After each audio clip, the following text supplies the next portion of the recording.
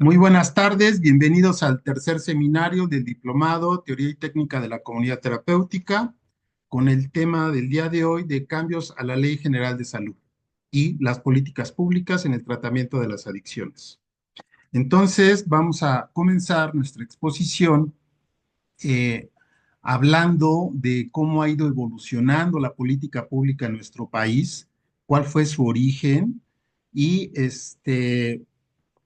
revisar algunos temas importantes que tienen que ver con los cambios a la ley. Entonces, como en el resto del mundo, sabemos que a partir de los años 50, después de la Segunda Guerra Mundial, existe una masa crítica muy importante del número de personas en situación de dependencia. Por supuesto que el antecedente lo tenemos después de la Primera Guerra Mundial, en el 34, con el surgimiento del movimiento de AA, la publicación del Libro Azul, nos señala justamente que ya había muchas personas en esta condición, pero después esto se fue incrementando y no nada más en el tema del consumo de alcohol, sino también en el consumo de otras drogas, principalmente heroína y opio. Entonces, en México es en 1971 donde surge el primer esfuerzo y respuesta de la sociedad civil para atender las adicciones y es cuando se crea el Centro de Integración Juvenil. Para los que no lo conocen, el Centro de Integración Juvenil es una organización, una ONG, que pues tiene una manera de subsidiariedad muy importante porque recibe fondos de iniciativa privada, de empresas, tiene convenios con un resto de personas, de actores públicos importantes y también de gobierno, ¿no? Principalmente recibe financiamiento por parte del gobierno. Entonces, si nosotros pensamos 1971, pues hay que ubicarnos en el contexto. No hay texto sin contexto. Entonces, por un lado, por supuesto que en México ya también había de manera significativa un aumento en las situaciones del consumo de sustancias. Recordemos que en México la droga más usada es la marihuana, pero ya empezaban también otros consumos, ¿no? Entonces, principalmente en ciudades fronterizas es donde nos homologamos principalmente con Estados Unidos y compartimos el consumo de opio y de heroína. En los demás estados es menos, pero eh, a diferencia de otros países, los niveles de pobreza, los niveles de violencia hacen más crítica la situación del consumo de sustancias. Entonces, ¿qué pasaba en el 71? Si nos ubicamos bien, pues teníamos reciente la represión y la matanza a los estudiantes en el 68. Acababa de terminar el gobierno de Gustavo Díaz Ordaz, que se caracterizó justamente por esta mano dura. Este, Estábamos también en todo este tema de la Guerra Fría, de toda esta idea de, de cuidarse del fantasma del comunismo. Ustedes no se acuerdan, ¿eh? Porque ustedes son jóvenes, pero nosotros vivimos toda esta época.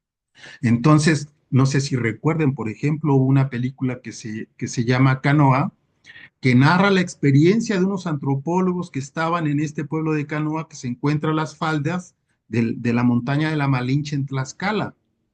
Entonces, ellos haciendo su trabajo de campo, las personas de la iglesia los señalaron como comunistas y los mataron, ¿no? Entonces, acababa de pasar la masacre del 68 con esta idea de que el comunismo nos invadía, ¿no? Y que había que matar a toda la gente que estuviera de ese lado de la historia. Entonces, Tlatelolco, para la mayoría de nosotros que tenemos ya más de 50, 60 años, es una herida que está abierta porque no se han fincado responsabilidades, no ha habido castigos, no ha habido justicia. Entonces, pero también es una idea del tipo de gobiernos que teníamos en ese entonces. Si surgen los centros de integración juvenil para atender las situaciones de consumo de sustancias, también tenemos que ubicar un contexto de represión donde las juventudes eran criminalizadas por el uso de sustancia. Era típico pensar la Ciudad de México, donde había aglomeraciones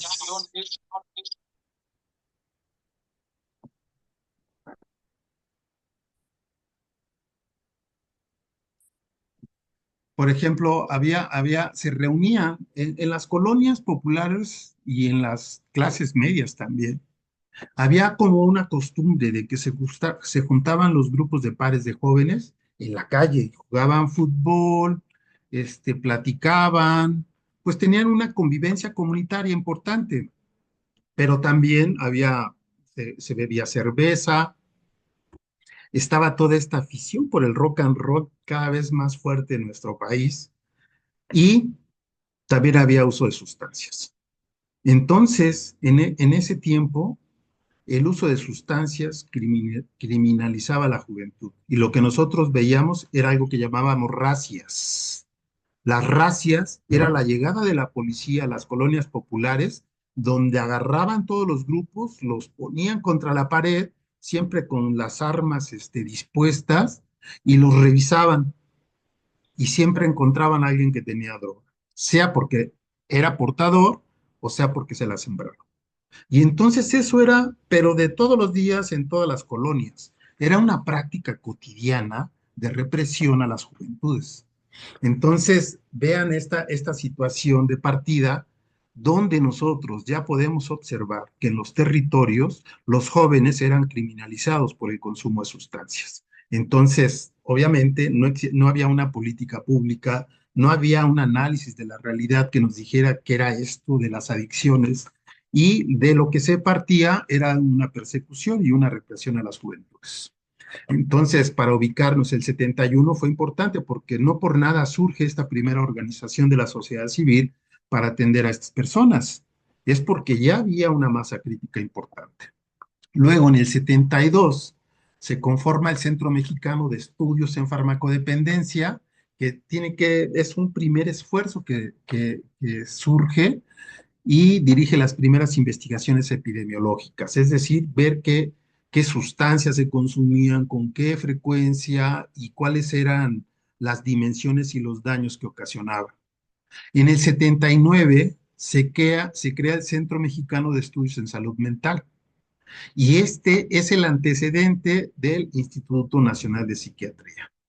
Entonces, vean, nosotros en estos años apenas empezábamos a estructurar ciertas problemáticas sociales y a diseñar los primeros esbozos de la política pública, ¿no?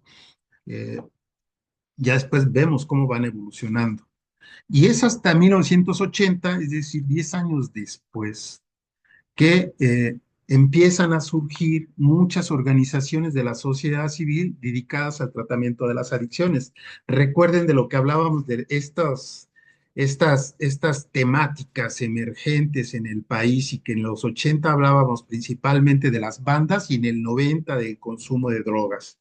Y poblaciones en situación de calle, ¿no? Como que esas tres temáticas se relacionaban y empieza a haber una respuesta de organizaciones de la sociedad civil. Que sean este tipo de organizaciones las que dan una respuesta social a estas problemáticas, nos señala claramente que no había una política pública y una participación del Estado para resolverlas, ¿no? Es decir, donde aparecía sociedad civil, señalaba un hueco y una ausencia del Estado. Entonces, eh, esto es bien importante tomar nota porque después vamos a ver el tema del tratamiento. En el 83, fíjense, hasta 1983, se adiciona en el tercer párrafo al artículo cuarto el derecho a la protección de la salud. Hasta el 83 estamos hablando. O sea, es reciente, en realidad es reciente esta política pública de salud en México. En el 84, vean cómo va evolucionando ahora. En la Ley General de Salud se incluyen tres programas contra las adicciones, que así se llamaban, iban como separados: alcoholismo, tabaquismo y farmacodependencia. De hecho, las encuestas nacionales se desarrollan con estas temáticas, ¿no? Es decir, primero nos dan los resultados de alcohol, de tabaco y otras drogas. Las otras drogas, entonces ya estamos hablando principalmente de las ilegales y es a lo que se le denominó farmacodependencia. En el 85 se crea el Consejo Nacional contra la Farmacodependencia. No era Consejo Nacional contra las Adicciones, ¿eh? Consejo Nacional contra la Farmacodependencia, porque los primeros programas eran de alcoholismo y tabaco. Entonces, este era un tema nuevo y entonces se crea este Consejo Nacional de Farmacodependencia. Y vean el objetivo del programa: promover y apoyar las acciones de los sectores público, social y privado tendientes a la prevención y combate de los problemas de salud pública causados por la farmacodependencia y otras adicciones, así como proponer y evaluar el Programa Nacional contra la Farmacodependencia. El texto es bien interesante, ¿eh? Porque dice promover y apoyar. Entonces, si esto ya estaba en el artículo cuarto como el derecho a la protección de la salud, es el Estado quien debería de proveer los servicios de tratamiento, no promover. Por supuesto que siempre cabe que se coordinen esfuerzos sociales y privados, pero por supuesto también con la participación del Estado proveyendo los servicios. Entonces, aquí ya hay una primer contradicción que es importante anotar, ¿eh? O sea, por un lado, la Constitución nos señala el derecho a la salud y las adicciones como un problema de salud pública que debe ser atendido por el Estado, y por el otro lado se crea el primer Consejo Nacional donde busca promover y apoyar las acciones de los diferentes sectores, ¿no? Entonces aquí es importante considerar esta contradicción porque no es clara nuestra política pública en ese momento. Y después, en el 86 surge el Consejo Nacional contra las Adicciones, ya no es farmacodependencia, y surgen sus contrapartes estatales, que son los consejos estatales contra las adicciones, para establecer el marco normativo en la materia. Entonces vean cómo va evolucionando. El consejo, estrictamente, es esta instancia presidida por el secretario de Salud y el resto del gabinete del país. Ese es el consejo. Economía, desarrollo social, educación, todas las secretarías están allí incluidas y presididas por el secretario de Salud porque es un tema de salud pública, ¿no? Entonces, y surgen también los consejos para los estados. El consejo entonces son los secretarios de salud de los estados y los demás miembros del gabinete estatal. Ese es el consejo. Hasta aquí está pues corta, porque el que exista un consejo no te dice cómo va a operar, qué atribuciones tiene, qué infraestructura y recursos cuenta. Solamente dice aquí hay un conglomerado de funcionarios públicos precedidos por Secretaría de Salud que van a marcar la línea de trabajo en el tema de combate a las adicciones, pero obviamente sin nada todavía en las manos para operar. Entonces, hasta allí va la evolución en este año de 1986. Después, en el 88, se realiza la primera encuesta nacional de adicciones. Esto ya es bien interesante, porque continúa su aplicación en forma quinquenal, es decir, 88, después 93, 98 y 2002 se hacen estas encuestas efectivamente cada 5 años, y que es bien interesante ahorita ver los resultados de cada una para ver cómo se van marcando las tendencias. Pero hasta 2002, que yo leí, yo tengo todas las encuestas, ¿eh? Podemos mimeografiarlas o hacer algo con ellas para quien lo desee. Entonces se ven claramente las tendencias y el comportamiento del fenómeno del consumo. Y siempre, siempre en todos los resultados, porque también hay otros que miden cohortes de generaciones, investigan por ahí la de 1900, 1950 y se van viendo también esos mismos resultados de cómo cada vez está incrementando más el consumo. Entonces, vean, el tema de las encuestas es bien importante porque se supone que es la principal evidencia que tenemos para construir la política pública, es decir, establecer dimensiones de los problemas, necesidades de intención e implementar las políticas públicas para atender esos problemas identificados. Hasta ahí está claro. Entonces, es muy importante esta primera encuesta. La encuesta nacional, en su origen, solamente distinguía dos tipos de poblaciones, la urbana y la rural. Y entonces armaba una muestra para cada una de las poblaciones, levantaba la encuesta y daba los resultados. Entonces era todas las zonas urbanas y todas las zonas rurales, que era la mayoría del país, ¿no?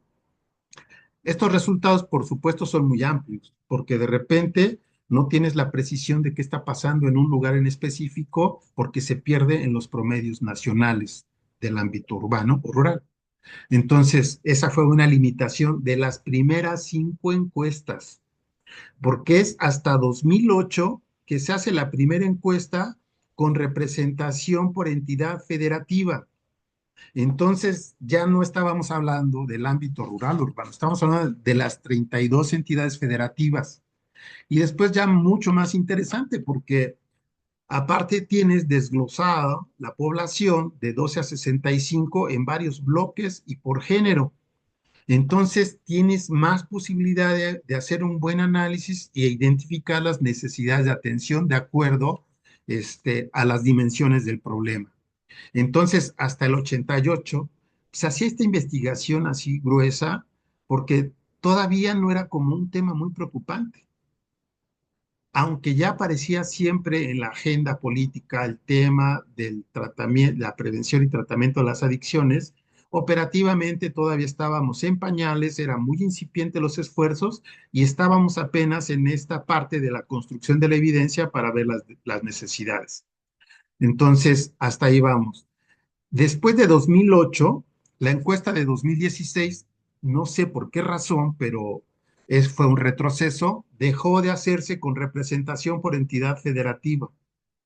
Fíjense, cada estado que, que, que quisiera tener todavía resultados por municipio, necesitaba adicionar cierta, ampliar la muestra, hacer la investigación, levantar la encuesta y entonces poder tener una muestra representativa para el Estado y pues ya tener resultados hasta por municipio. Vean qué importante era eso. Y lo hicieron algunos estados como Jalisco. Jalisco lo hizo, no recuerdo qué otros estados, pero que ya no se haya hecho en 2016 de esta manera, de veras que es una pena, porque nos da más elementos. Porque, por ejemplo, si hablamos de heroína, en el país, tú ves la encuesta y no aparece el consumo de heroína. Pero si tú vas por estados, dices, bueno, ya se insinúa un consumo de heroína en Tijuana, en Baja California y en Chihuahua. Pero si después ya ves por municipio, pues por supuesto que ves Tijuana y Ciudad Juárez como ciudades importantes de consumo de heroína. Entonces esos resultados se diluyen cuando tenemos promedios nacionales. Entonces, por eso era importante tener los resultados por entidad federativa y que ya no se tiene. Ahora, debió de haber aparecido la última encuesta, pero la rechazaron por, yo creo que, bueno, dicen que porque hubo muchos errores, no se aplicó bien la metodología y los resultados, por lo tanto, no son confiables. Entonces, es extraño porque hay bastante experiencia para hacer las encuestas. Se han hecho muchas veces, la ha hecho el Instituto Nacional de Psiquiatría, el Instituto de Salud Pública, junto con el Consejo Nacional contra las Adicciones, que hoy sería CONASAMA. Entonces, se han hecho como 8 encuestas. Entonces, y en el mundo la metodología es de conocimiento público, todo el mundo la hace más o menos con estos mismos cánones. Entonces, no había razón para que no hubiera una buena aplicación de la encuesta. Bueno, eso en cuanto a las encuestas.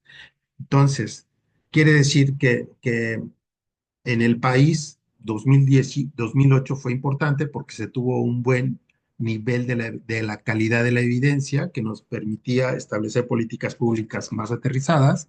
Perdimos esta posibilidad en 2016 y ahora, después de pues ya 9 años, estamos como que todavía pues con la necesidad de resultados actualizados.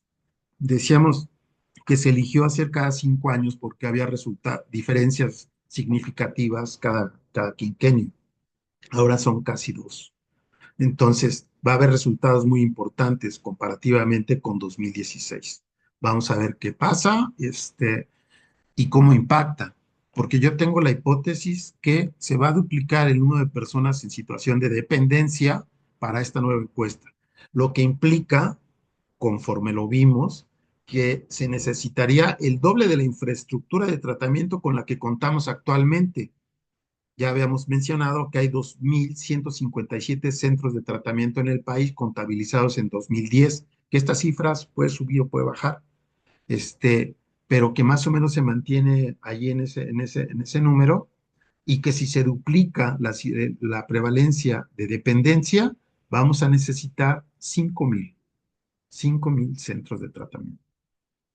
Entonces, ¿qué le toca hacer al Estado con respecto a esa necesidad, ¿no? Esa es la pregunta. Bueno, ustedes saben cómo se estructuran las leyes en nuestro país. Tenemos la Constitución, donde en el artículo cuarto está el derecho a la salud.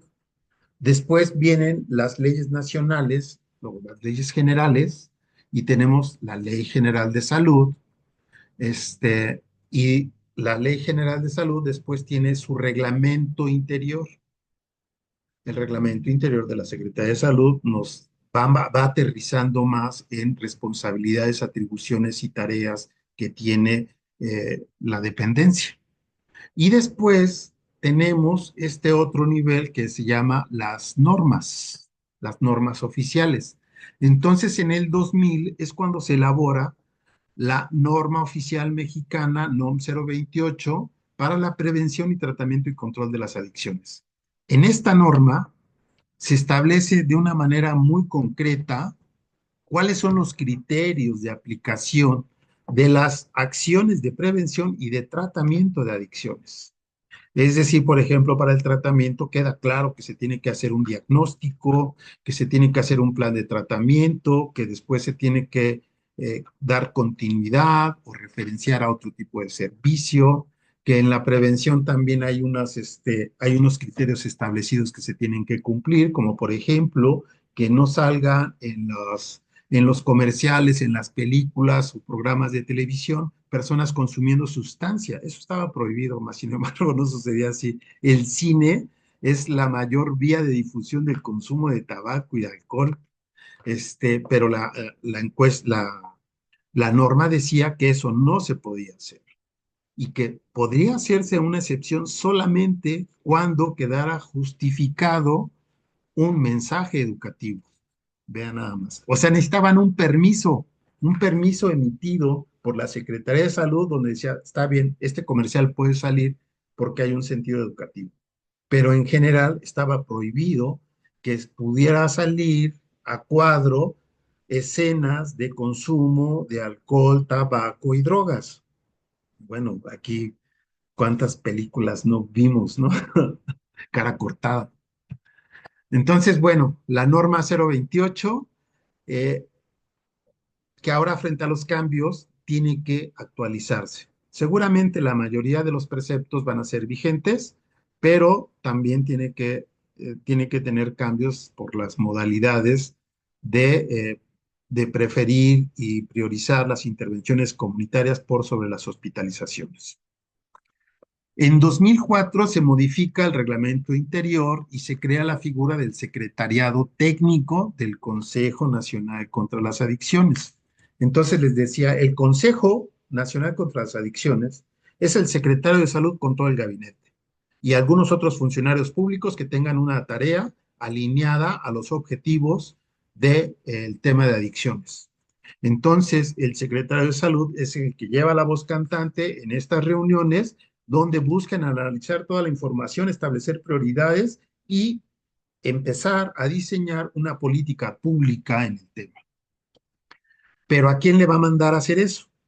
Pues justamente se tiene que crear un secretariado técnico.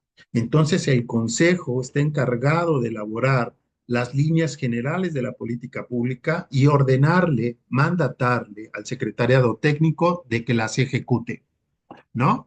Entonces, esta norma oficial digo, en 2004 es que se crea este secretariado. Ya no quise poner más datos porque después el secretariado se mutó a comisionado, pero entonces aquí hubo la historia de Julio Fren, que lo sorprendieron haciendo tráfico de influencias y lo inhabilitaron y después volvieron a pasar de comisionado, que era todavía un grado mayor, a reducirlo nuevamente a secretariado técnico. Entonces, hasta aquí vamos con estos andares de la política pública. Ahora,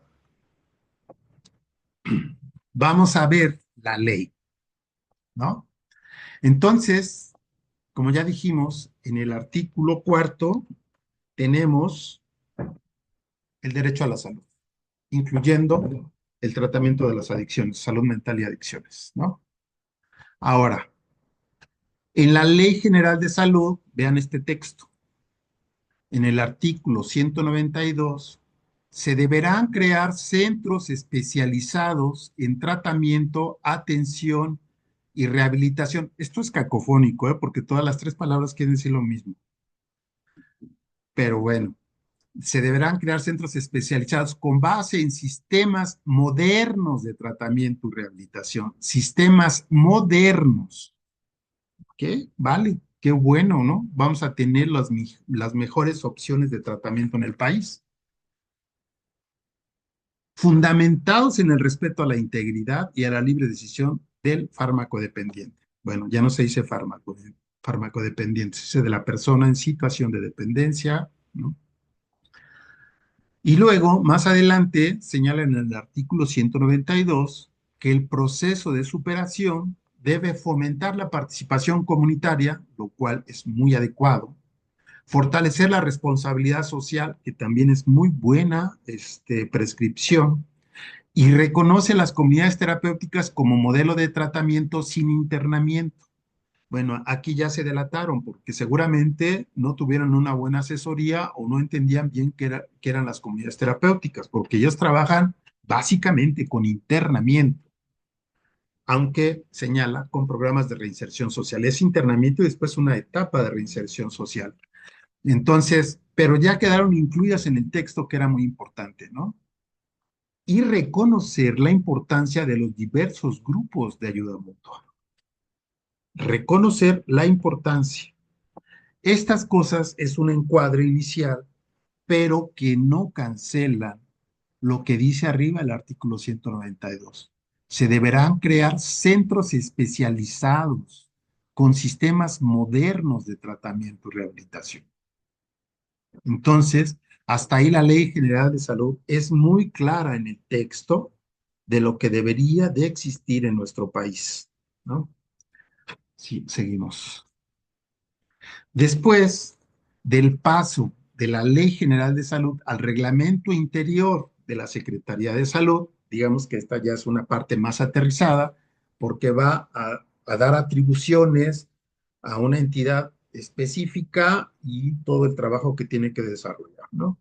Entonces, en este artículo del reglamento interior es el que corresponde al secretariado técnico del Consejo Nacional contra las Adicciones. Entonces, ¿cuál es la tarea que debe cumplir este secretariado técnico? Pues obedecer al Consejo en las políticas públicas que le mandata. Y se le dan atribuciones, se le da un presupuesto, va a tener un personal, va a estar ubicado en la Subsecretaría de Prevención de la Salud, Prevención y Promoción de la Salud, dentro de la Secretaría de Salud, y va a tener sus propias facultades, ¿no? Como planear, supervisar y evaluar los servicios de atención, fomentar la participación de la sociedad civil, certificar las unidades de atención, ojo, ahorita vamos con esta, y aplicar sanciones y medidas de seguridad. Entonces, aquí ya existe la política pública. No antes, cuando solamente estaba el Consejo. Ahora sí hay una entidad operativa con infraestructura, recursos, personal, atribuciones y tareas específicas a cumplir. Entonces, supervisar, evaluar los servicios de atención, claro, tiene que coordinar todos los esfuerzos en el país, tanto de sociedad civil de iniciativas privadas y de los servicios públicos. Todo tiene que estar supervisado por el secretariado técnico. Acuérdense que tenemos una política de arriba hacia abajo donde el secretariado técnico tendrá que supervisar a su vez a los estados y los estados a los municipios, ¿no? Entonces, hasta aquí bien. Fomentar la participación de la sociedad civil, claro. Habría que trabajar con todas estas organizaciones que dan tratamiento y con todo el movimiento de AA principalmente, ¿no? En esta parte de promover la certificación de unidades de atención, pues se quedó allí porque el CONADIC en este momento no tiene la atribución de certificar. No está dicho ni en ninguna parte que tiene esta facultad. Si está mencionado aquí, tendría que ser suficiente para que existiera una instancia de certificación, pero no la existe, ni la ha existido nunca. De repente no saben si le toca a COFEPRIS, que es la de riesgo sanitario, o le toca a CONADIC, y se echan la bolita. No te toca a ti. Si tienes que cerrar un centro, lo cerras tú. Yo no tengo facultad de cerrarlo. Y así está. Entonces, este es un vacío que hay en la ley que seguramente se va a heredar a estos cambios a la nueva ley. Y crear una instancia de certificación es bien importante. Por eso es que le llaman a nivel estatal, le llaman registro, no creo que es reconocimiento. En un estado es registro y a nivel federal se dice reconocimiento, pero no dice certificación. Evaden la palabra porque según nadie tiene la atribución y queda ese hueco. ¿Quién es la instancia certificadora? No sabemos. A veces sí se juntan, a veces hasta va DIF, ¿no? Va COFEPRIS y va CONADIF, pero que tenga alguien la atribución de, a ver, yo soy el responsable de esto y yo lo voy a evaluar. Después, a los centros de tratamiento los van a fiscalizar como si fueran restaurantes, ¿no? Como si fueran restaurantes, este, que cumplan todas las normas de seguridad, de prevención de riesgos, que tengan consultorio médico, que tengan toda la señalización adecuada, en fin. Entonces, no existe una descripción de cómo deben de ser los servicios de tratamiento de manera específica. Hay esta lista para ir a verificarlos, pero el que se echen el tiro de decir un centro de tratamiento tiene que ser de estas consideraciones. Pues no lo dicen porque saben que les toca a ellos. Entonces, el decir que esas deben ser las condiciones es cancelar muchas opciones de sociedad civil y entonces ellos tendrían que abrir centros de tratamiento. Entonces, lo dejan así para no hacer ruido y no poner en evidencia que no tienen instancia certificadora porque tampoco quieren hacerlo, porque decirlo es comprometerse a proporcionar los servicios y ver ese mandato que esté en el artículo cuarto y en la Ley General de Salud de crear centros profesionales. Después del reglamento interior tenemos la norma oficial mexicana que comentábamos más arriba. Entonces, hasta aquí tampoco, yo creo que sí puede mejorarse mucho esta norma, pero tenía lo básico, ¿no? O sea, cuáles son las condiciones al ingreso, diferenciando la ayuda mutua, los servicios profesionales, que tiene que haber una historia clínica, exámenes, referencia, pronóstico, plan de tratamiento, interconsulta. Obviamente sabemos que en la práctica no se hacen este tipo de conexiones, ¿no? O sea, el psiquiatra, ¿quién no tiene que poner? ¿Los centros de tratamiento o el Estado? En la práctica, se exige que lo pongan los centros de tratamiento de sociedad civil. En la ley, es obligación del Estado proporcionarlos. Y así vamos a encontrar algunas incoherencias, ¿no? Después se le atribuye la responsabilidad de cumplimiento a los centros. y el Estado omite que es su obligación cumplir con esto. Entonces, bueno, hasta aquí tenemos la norma oficial mexicana que tiene que modificarse y vamos a ver las reformas que se hicieron a la Ley General de Salud en materia de salud mental y adicciones. Para empezar, en el artículo 51, el consentimiento informado constituye el núcleo del derecho a la salud, tanto desde la perspectiva de la libertad individual como de las salvaguardas para el disfrute del mayor estándar de salud. Es decir, que la persona tiene derecho a aceptarlos o rechazarlos. En situaciones en las que una persona no pueda dar su consentimiento para un tratamiento en un momento específico por ningún medio, no exista un documento de voluntad anticipada y su salud se encuentre en tal estado que si el tratamiento no se administra de inmediato, su vida estaría expuesta a un riesgo inminente o su integridad física a un daño irreversible, el prestador de servicios de salud procederá de inmediato. Entonces, aquí ya nos van a ir acompañando todas las inconsistencias, porque para empezar, las personas no van a tratamiento a un prestador de servicios de salud que esté en la Secretaría de Salud y en el Sistema Nacional de Salud. Son programas sociales de sociedad civil. No se les reconoce ni se les da el estatus de prestador de servicios de salud reconocido por la Secretaría de Salud. Entonces aquí ya tenemos un problema, ¿no? Porque si existiera ese personaje, este rol del prestador de servicios de salud, pues es evidente que podría tomar la decisión.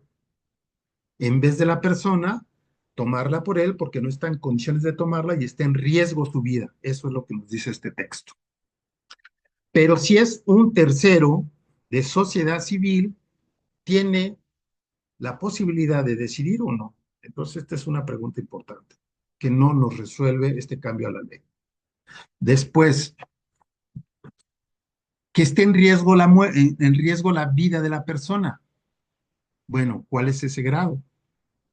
Porque si nosotros nos vamos en términos de salud mental, ¿quiénes no pueden decidir?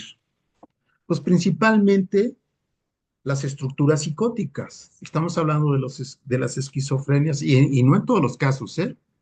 Esquizofrenias, paranoias, autismos, maníaco-depresivos, principalmente. Entonces, en estos cuadros tiene que haber un tutor, o el médico junto con el tutor tienen que decidir si conviene o no conviene un tipo de tratamiento, si está en riesgo. Pero vean, después hay un siguiente texto que nos aclara esta situación. No se entenderá que la persona no puede dar su consentimiento cuando se estime que está en un error. Es decir, si alguien está de necio y le diga al médico, estás equivocado, necesitas el tratamiento. No, yo no quiero, yo no quiero.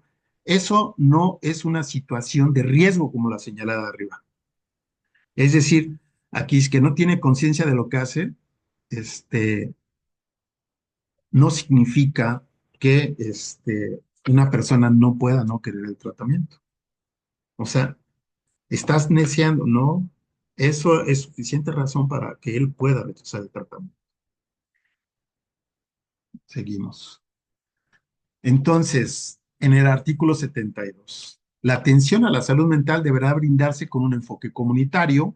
Ya dijimos, se priorizan las intervenciones comunitarias por sobre la hospitalización. Este punto también ha generado muchas controversias, porque muchos cuadros están en una situación tan crítica que justamente se crearon tratamientos residenciales porque no alcanzan un nivel de contención en sus propias familias y en sus comunidades. Entonces, luego la persona está en un gran riesgo y pone en riesgo a los demás si no es contenido con ciertas características de un programa de internamiento. Entonces, el hecho de que haya una tendencia a disminuir al máximo los internamientos, las hospitalizaciones y priorizar la intervención comunitaria, tiene dos posibilidades importantes. Una muy buena, porque hay que comunidades. Para los casos críticos, sí requerimos para los cuadros críticos, crónicos, sí requerimos espacios residenciales. Entonces, por supuesto, si hay un buen pronóstico y un plan de tratamiento que nos sugiera que eso puede llevarse en modalidad semiresidencial o ambulatoria, adelante, eso es lo adecuado. Pero si esto no alcanza, tú dices, necesitamos una etapa de transición en una estancia residencial. Pues tienes que tener eso, ¿no? Entonces, la ley tendría que ser más clara que en situaciones de mayor riesgo, de cronicidad, de severidad de los problemas de salud mental y adicción, deben considerarse los servicios residenciales. Y después también señala que el mínimo tiempo posible. Entonces, no hay evidencia de cuál es ese mínimo. Y el mínimo no son 3 meses. El mínimo son 6 meses a un año. Ese es el mínimo. Entonces, estas precisiones serían importantes que se incorporaran en los nuevos cambios a estas modificaciones a la ley. En el 73 señala que la atención que se debe privilegiar la atención integral, Vamos a sacarlo. interdisciplinaria, intercultural, intersectorial, con perspectiva de género y participativa. Pues por supuesto que sí a todo esto. En el 74 dice, para garantizar el acceso y continuidad de la atención de la salud mental y adicciones se deberá de disponer de establecimientos ambulatorios de atención primaria, son los CAPAS, y servicios de psiquiatría en hospitales generales. Aquí hay otra inconsistencia, porque si tú tienes una adicción, no hay hospital que te atienda, ni el hospital general, ni el centro médico. No tenemos un hospital de tercer nivel para atender adicciones, como cancerología. Entonces, si no tenemos ese hospital general para el tratamiento especializado, es decir, de tercer nivel, ¿a dónde los vamos a mandar? Porque está bien, los casos que solamente sean de prevención primaria y secundaria, están los CAPAS y están los CIJs y en las mismas comunidades. Correcto. Pero si tienes una situación grave, severa, que requiere internamiento, ¿a dónde lo vas a llevar? Se dan cuenta que aquí están excluidos todos los centros de internamiento de sociedad civil. Se habla de hospitales y los hospitales no tienen tratamiento especializado de adicciones, ni tienen los profesionales, no tienen los profesionales. Entonces, esta es otra inconsistencia que tiene esta modificación a la ley, ¿no? Bueno, ya después señala el derecho a la voluntad anticipada. Si una persona previamente redacta un documento y dice, si yo me pongo mal por seguir consumiendo sustancias, es mi elección y decido no tener un tratamiento y dejo esta constancia para que no se me aplique. Entonces, no hay poder humano que pueda contravenir su voluntad.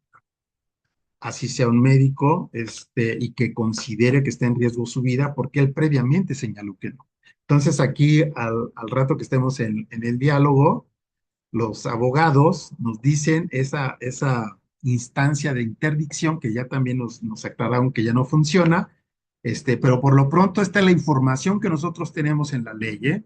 Y tenemos estas dificultades que tenemos que visualizar porque en algunos aspectos es inconsistente.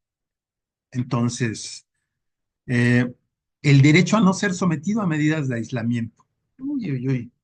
Eso a mí me agrada mucho, porque yo personalmente considero que los ingresos tienen que ser voluntarios. Entonces, alguien que entra en contra de su voluntad de una manera coercitiva, pues le tienen que echar llave a las puertas, les tienen que poner vigilantes, tienen que cuidadores para que no se fuguen.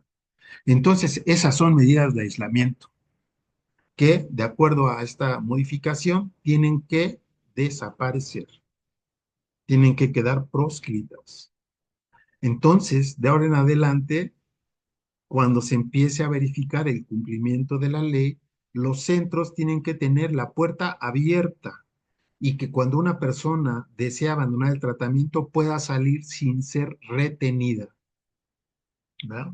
Eso quiere decir que si el 90% de los centros de tratamiento que tenemos en el país han ingresado a las personas bajo un acuerdo con un familiar y el médico, y eso los facultaba para hacer un ingreso involuntario, esa posibilidad ya no existe.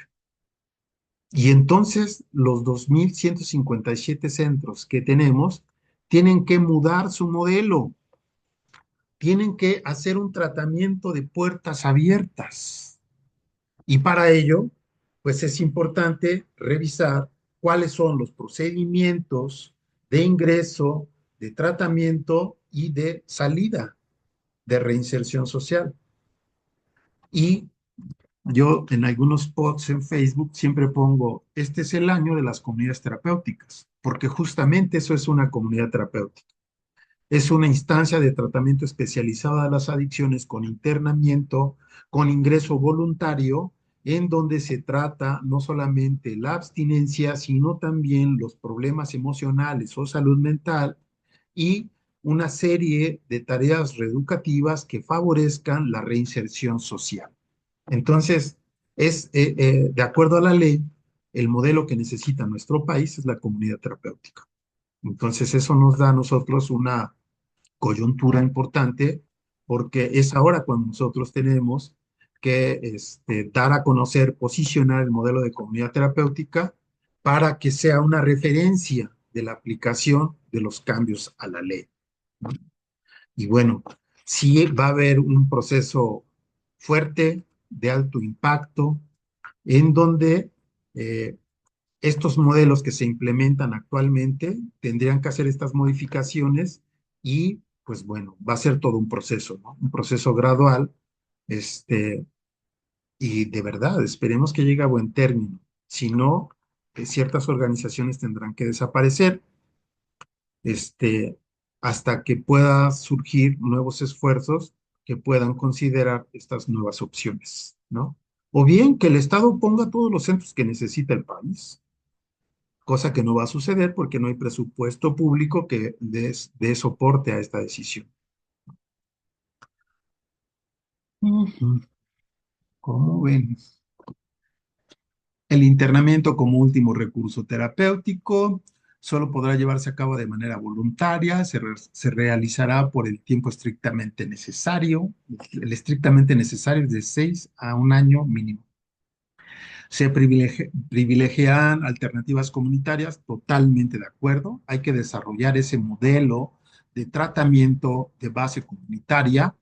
Este, y vean aquí, eh, en caso de que exista la justificación clínica para el internamiento, este se llevará a cabo en hospitales generales y en hospitales de pediatría. No existe ese servicio. El doctor Quijada, cuando le preguntaron, oiga, ¿y estos cambios a la ley qué? ¿Cuándo se van a aplicar? Dice, no, espérate, va a ser gradual, va a ser poco a poco, y por lo pronto vamos a dar respuesta con lo que tenemos. Y lo que tenemos es que no hay tratamiento especializado de tercer nivel en hospitales. Esa es la realidad. Y menos en pediatría, ¿eh? Bueno, el tratamiento e internamiento deberá prescribirse previo consentimiento informado. Luego se vuelve un poco repetitivo, pero es importante anotarlo, todas las observaciones que se hicieron respecto del tratamiento de adicciones. Tienen derecho a elaborar la voluntad anticipada, ¿no? Entonces aquí este cuadro que ponían de la interdicción, si existe una voluntad anticipada, ni siquiera es necesario ir a juicio. Con eso es suficiente para que uno no acepte el tratamiento. Y listo. Entonces, lo que vemos es que las adicciones se reconoce como un derecho a la salud, donde la ley prescribe servicios profesionales y modernos, tiene que haber un ingreso voluntario, existe la voluntad anticipada o denegada de aceptar el tratamiento y la atención médico-psiquiatra en hospitales generales y prioridad de intervenciones comunitarias. Aquí, pues ojalá sucediera, no sé cuánto tiempo lleve. Hablaba con Lautaro y esta fue la promesa hace 10 años en Argentina y nunca ocurrió. Es decir, esas famosas intervenciones comunitarias nunca surgieron, se inhibieron los servicios residenciales de tratamiento por los cambios a la ley y no tenemos servicios especializados en hospitales generales, que eso también quede claro. Entonces, estas modificaciones a la ley tienen riesgos no calculados. Y voy a decir para mí cuál es el más importante.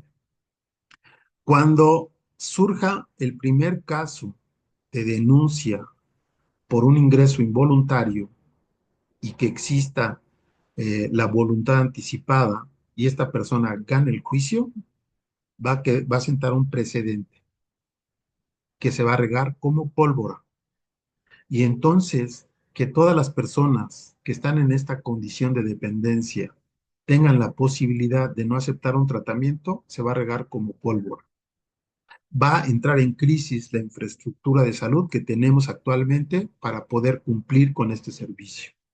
Entonces, tanto el Estado como las organizaciones de la sociedad civil estamos frente a una disyuntiva que es súper importante. O modificamos los modelos de tratamiento, hacerlos de puertas abiertas, cambiar todas las condiciones del tratamiento, o en los hospitales también creamos la alternativa del tratamiento residencial, cosa que no creo que vaya a suceder.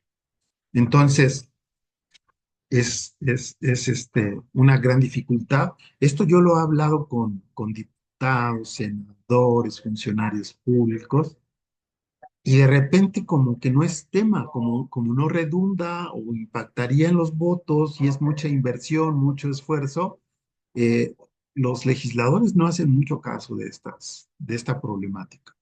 Entonces, yo creo que como sociedad civil nos toca visibilizar estas fallas, estas dificultades, estas propuestas que nosotros podíamos construir y hacer válido el artículo cuarto de la Constitución y lo que dice la Ley General de Salud, de que los ciudadanos en este país tienen derecho a la salud y a un tratamiento moderno en adicciones.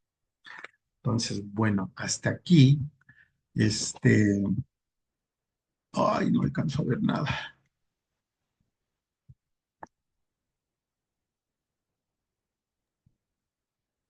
Mi querido maestro, yo tengo unos puntos.